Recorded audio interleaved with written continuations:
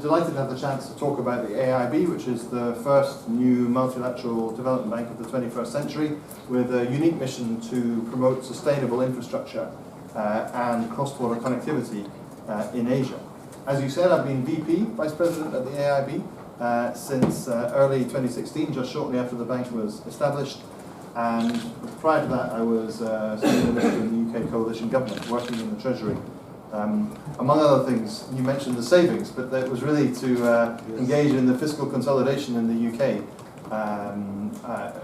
post-financial crisis and to try and get the country back onto the right track.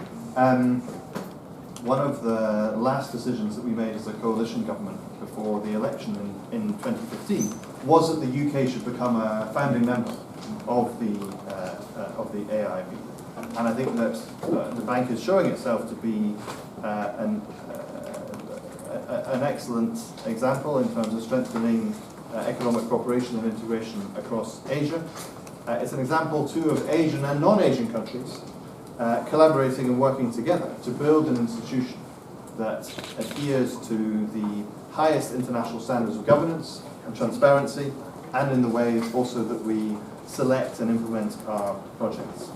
So let me just give you a little bit of the background of the AIIB's development, and then tell you a bit about how we're getting on with that mission. As you know, the idea of establishing a new multilateral development bank to help finance infrastructure in Asia was first proposed by Chinese President Xi Jinping in the autumn of 2013.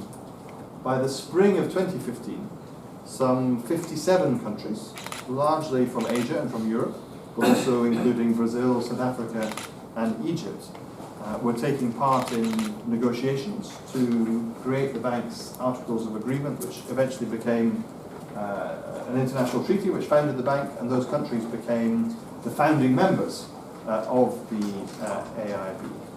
Now, I remember back at that time in 2015 when we were in the UK government considering whether or not we should take part in this process, that there were and the microphone needs to be elevated. Okay, so a little. Okay, great, thank you. Yeah, there were some skeptics back in 2015.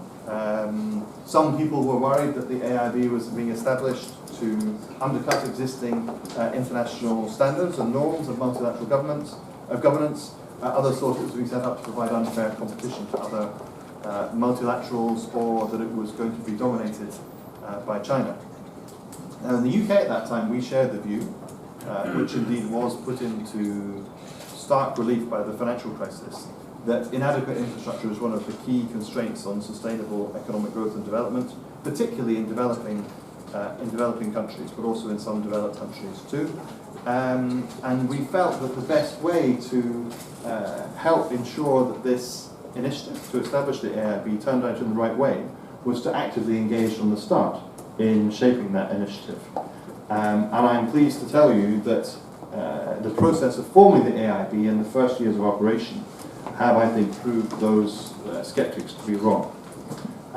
While we still have a great deal more to do to develop the AIIB, the institution has taken its place among the family of multilateral development banks. So those of you who've worked with the World Bank or the Asian Development Bank or the European Bank for Reconstruction and Development would recognize many familiar features. We've formed, in fact, strong working partnerships with these institutions, for example, co-financing many projects together with them. And as the first new MDB of the 21st century, we've also had the opportunity to learn from their experience as the AIIB was developed and was designed too. So the mandate of the AIIB is to finance infrastructure projects that support the sustainable economic development of Asia, as well as to foster deeper international collaboration to support that aim. Unlike other MDBs, we have a focused remit on infrastructure and other productive sectors. We don't have a wider anti-poverty mandate, and nor do we offer concessional finance. Instead, we come from the view that investment in infrastructure and improving regional connectivity will help to raise living standards, to improve access to basic services, and of course also is critical in tackling climate change. And we hope that this focused remit helps us to be efficient and effective in the way that we do our job, making decisions in a timely way without compromising our high standards. We have been given the ability to deploy a wide range of financial instruments in support of those objectives, including sovereign and non-sovereign loans, equity investments and guarantees, some of which we've made use of so far, and our members at the start have endowed the bank with $100 billion of capital in order to carry out these functions. Now, agreeing to common standards, good governance and efficiency are critical to deepening cooperation between governments and public and private stakeholders. So, operating according to recognised standards, including economic and financial assessment of investments and adoption of environmental and social safeguards, is essential to the AIIB. This is summed up in our core values of lean, clean and green. Sometimes this is mistranslated as lean, clean and mean, but it's lean, clean and green is the core values. And I'll just explain a little of each of those. Lean means that we are setting out to build a bank that uses our shareholders, that's taxpayers' money, effectively and efficiently, and tries to avoid becoming bureaucratic, complex, or slow.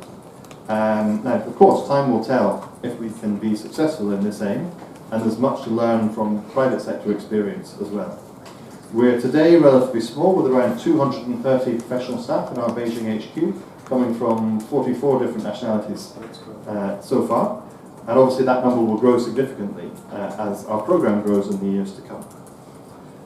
The second core value, clean, refers to good governance and to the standards that we apply to the projects that we choose to finance.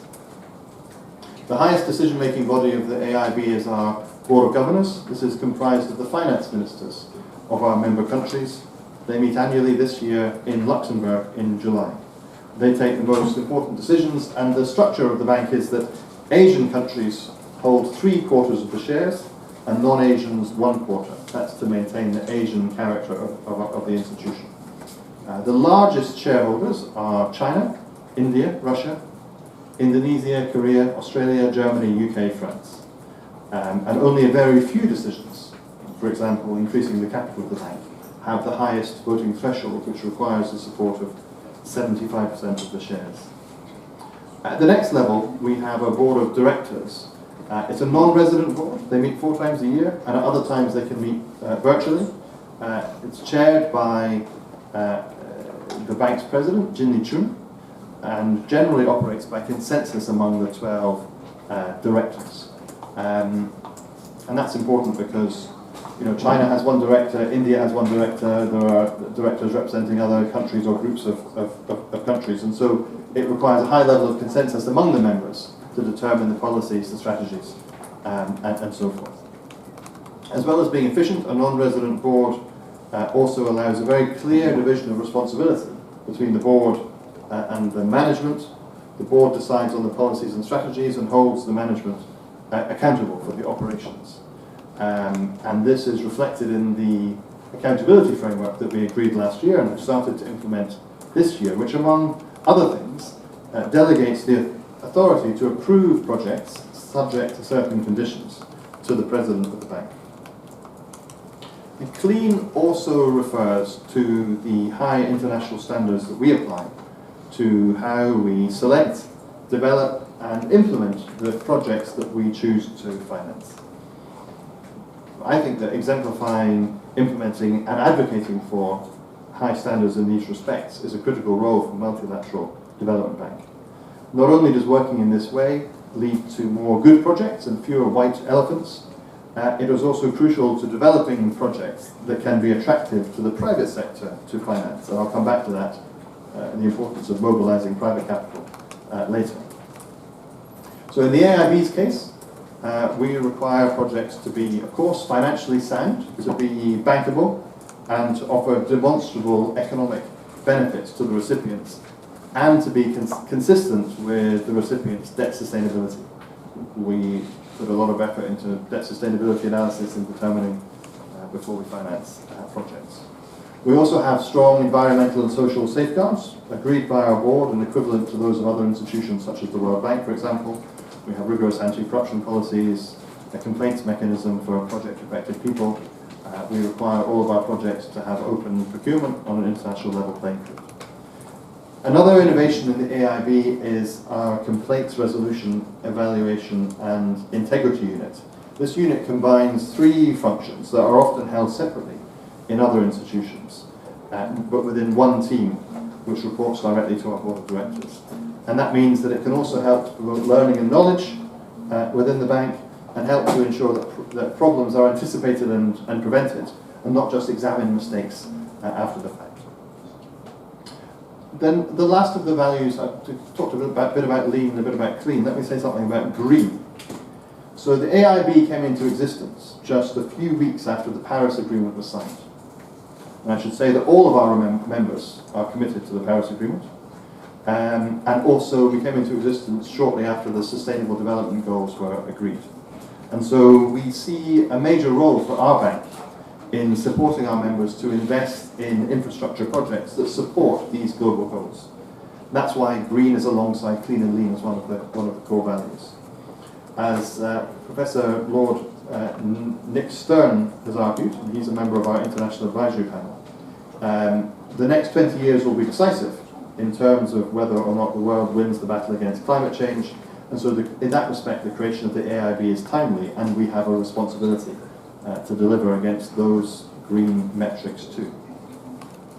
And then I should say also that as we build the institution, we strive to remain open and transparent, to publicly engage on the policy issues related to our remit.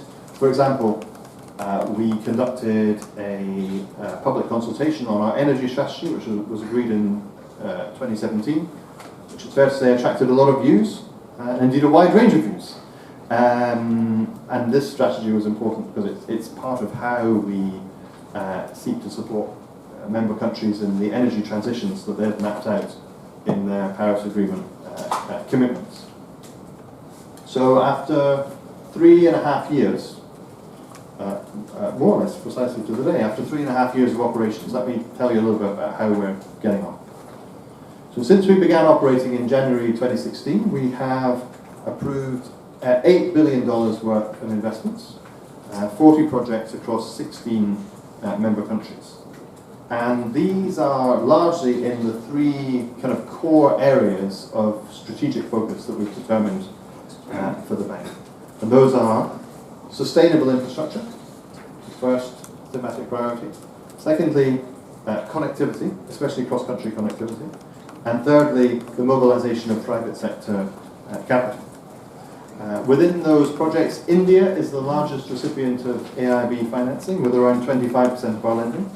Other major borrowers include Indonesia, Turkey, Azerbaijan, Egypt, Pakistan and Bangladesh. Now in a few years' time, our annual commitments will be in the region of 10 billion plus US dollars per year. So there's a lot of growth still to come, but this is a good start in our first 3.5 years. In 2017, the AIIB received AAA credit ratings from all of the major international credit rating agencies, confirmed each year since. And just last month, I can report to you that we priced our first global dollar benchmark bond, listed in London. We raised $2.5 billion US dollars at a price the same as the World Bank, which I think, among other things, reflects the strong investor appetite and confidence in the AIIB. And then, as Professor Wang mentioned, since we founded, also our membership has grown. So from the 57 founding members, we've opened the door to new members. Today, there are 97 approved member countries in the AIIB across every continent. And so, of course, we have very strong representation in Asia and in Europe, but also we've seen a number of African and Latin American members be approved to join the bank. Canada from North America has also become a member of the AIIB and actually now has a seat on our board of directors. And those countries decided to join, having seen the early progress of the bank, which again is a good endorsement of the early work. But of course, the needs for infrastructure investment and the challenges of providing infrastructure investment in Asia are huge.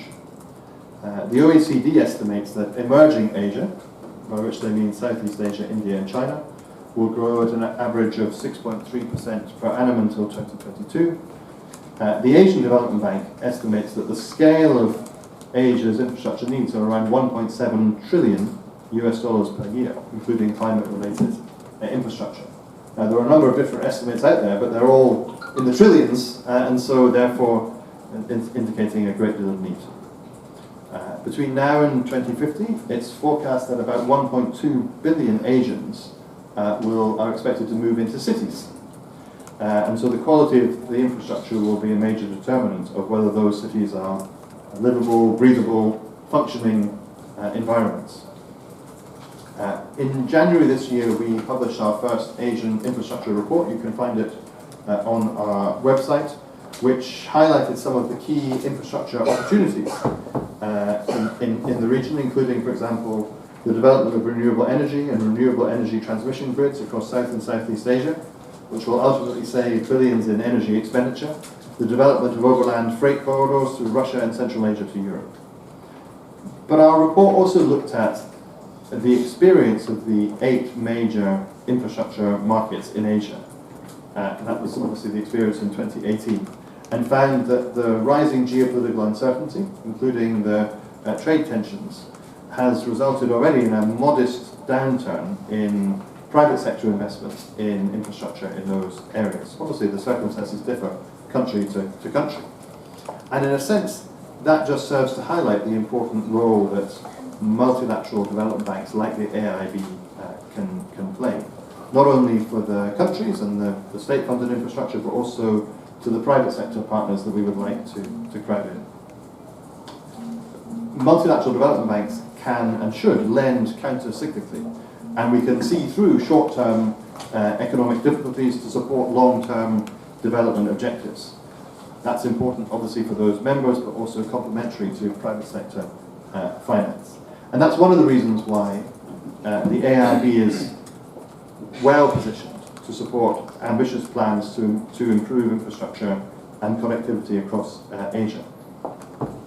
In common with other NDBs, our capital structure allows us to lend to all of our member governments at the same rate of interest, which also enables us to operate effectively in higher risk environments. One difference is that the AIIB can lend to middle-income countries where that is justified, as well as to low-income countries. For example, we've already agreed to finance 2 projects in Oman, which are helping to support the diversification of that country's economy. And that helps us to ensure that we have a strong portfolio and maintain the financial capacity to invest in the more fragile places. Our relationship with our member country governments enables us to reduce political risks in a manner that the private sector is not able to do. With respect to mobilizing private capital, a project where there's a partnership with an MDB like the AIIB can often be more attractive for private sector investors too. Thank you for the water. One of the major difficulties in many developing countries is to turn the self-evident need for infrastructure investment into bankable, financeable projects. And multilateral development banks have a key role to play here too. For example, the World Bank and the Asian Development Bank have for years worked successfully to build capacity in many places and to advise on policies. We don't need to duplicate that work, it wouldn't be lean, but we do see a role in helping to develop more bankable projects, and we've already established a special fund for project preparation that offers grants to help prepare projects to a stage that they can be financed in lower income countries. For example, we just recently approved a project in Nepal, our first project in Nepal, and that actually had benefited at an earlier stage from a grant from our special funds to enable the project to be developed to the stage. I mentioned earlier that we have developed 3 strategic priorities: sustainable infrastructure, connectivity, and private capital mobilization. And to achieve meet the needs of the Asia region, it's going to require a real step change in the amount of private sector capital that can be mobilized. If the need is really 1.7 trillion a year, with perhaps just a little more than half of that currently being financed, then private capital is absolutely crucial, because those needs dwarf the financing capacity available to MDBs and other government sources. For the AIIB, we're still at the early stage, but we want to and we aspire to develop innovative ideas that can help to attract more private capital to the sector and contribute to the wider goal of developing infrastructure into an investable asset class. Our strategy, which was approved by our board in early 2018, will guide our efforts to bridge the growing infrastructure financing gap. And we mapped out a few steps that we're going to take in sequence over the short and medium term to build our own capacity to do that. But already we've invested in a few projects which have a role in crowding in more private sector investment, and I just want to mention two or three of them before I come to an end. So, early this year, we announced ESG, Environmental and Social Governance, Enhanced Credit Managed Portfolio, which invests $500 million US to invest in corporate bonds issued by infrastructure-related issuers, including green bonds, for example.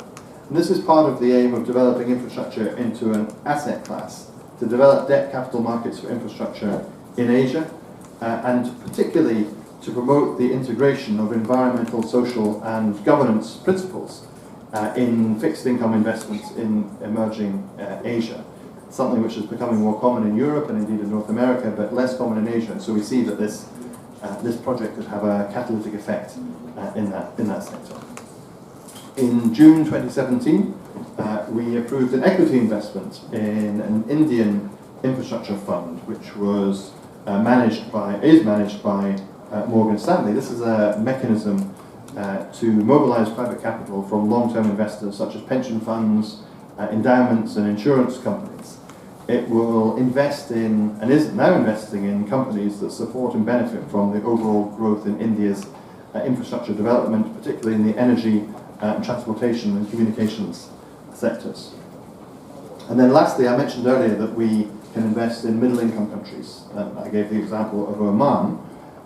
One of the projects that we financed was the Oman Broadband Company. This was decided on back in November 2017 to finance the development of Oman's fiber optic broadband infrastructure.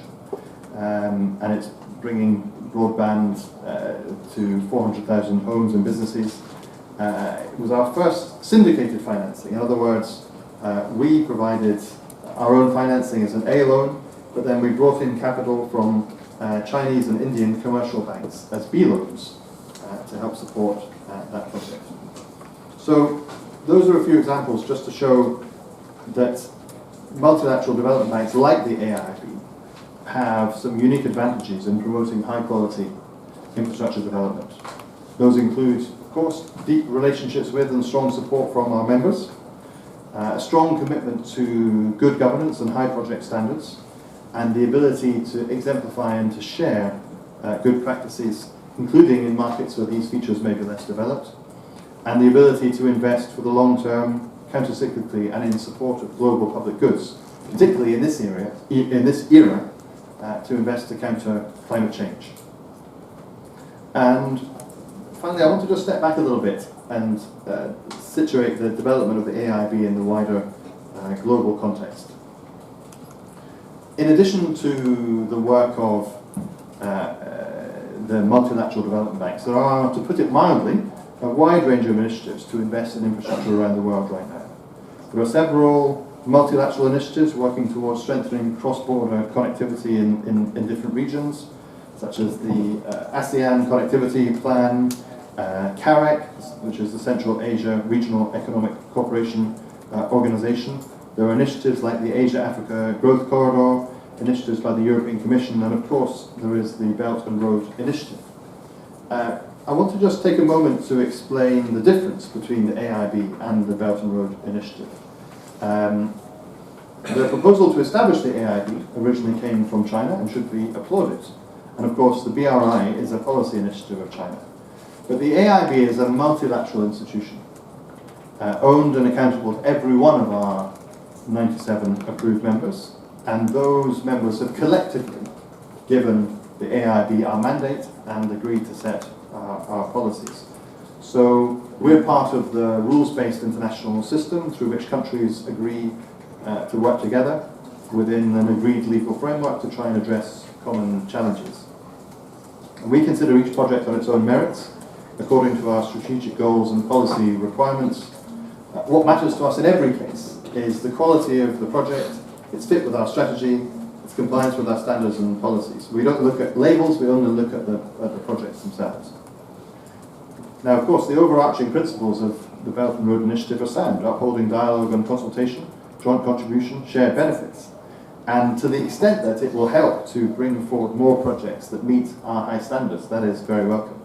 And indeed, we also see a useful role for the AIIB in this context of advocating for and sharing knowledge about high international standards, about the standards that we apply to our projects. Quality infrastructure that supports sustainable development benefits everyone. And so, with so many initiatives in this space, there is a shared responsibility to ensure that the whole is greater than the sum of its parts. That's how we maximize the benefit to people in Asia. And the need to deepen cooperation among impact was indeed one of the key recommendations of the recent Eminent Persons Group report from the G20. So if I go back to the start and back indeed to the decision that the UK and others made to join the AIIB back in 2015, what lessons can we learn? I think the experience of the AIIB shows that new institutions and indeed new sources of leadership can help to enhance the multilateral system according to established rules and norms and standards, especially when there's a high degree of engagement from around the world. That's why, from the AIIB's point of view, we have from the start demonstrated an unbreakable commitment to high standards and good governance, and why we will work with other organisations and initiatives that are consistent with our mandate and share our commitment to high standards and good governance. Our experience shows that an institution which was initiated by China with support from around the world and with a focus on the entire Asia region can help to strengthen global economic cooperation and integration, especially when there's a high degree of engagement from other countries. If you are interested to find out more about the AIIB, you are all welcome to register to attend the AIIB annual meeting in Luxembourg on the 12th and 13th of July. There's a wide-ranging program of seminars and discussions. And in 2020, this may be more convenient for some of you, in 2020 our annual meeting will be back here in Beijing, when we will also move into our new headquarters building. So I hope that that update is of interest to all of you here, and I look forward to our discussion and to continuing to engage with you in future as we continue to develop the Asian Infrastructure Investment Bank. So Professor Wang, thank you very much for this opportunity, and I look forward to the discussion. Thank you.